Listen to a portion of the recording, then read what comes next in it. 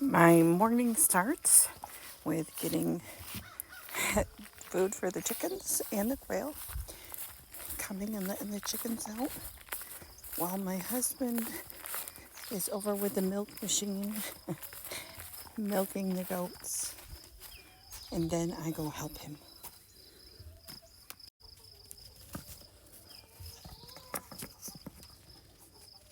They have water.